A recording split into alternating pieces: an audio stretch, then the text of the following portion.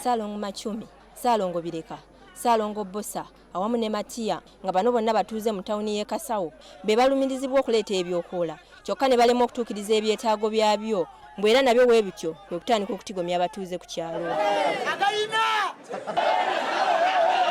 Abasawo b'ekinnansi basookedde maka g'Amachumi gye basanze ebintu bye bateebereza okuba amayembe era wano abatuuze abadde tebasalikako musale bwe babigwiriddeko ne babyokya nga n'enkoko zeemwe bazitwalidde.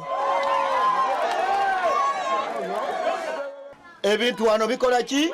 Mwebiri. Njagala abasawo boogere amazima tewaliwo jjembe lisobola kutwala bintu mu nnyumba y'omuntu oba omuntu ne bisimbawo.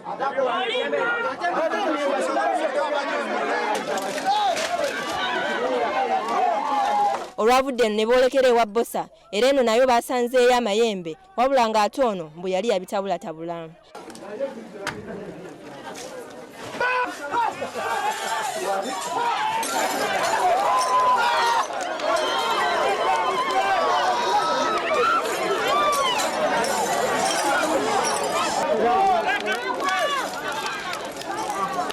Agamba yasamira ate n'abisalira atya n'abyonoona emiti tugijjeeyo ddala baliddusiza ng'ali kweka. Ate ye wa Ssaalongo Bireka abatuuze bamukayukidde era okukakana nga akabaala ke n'ekirabo ky'emmere babiteekedde omuliro.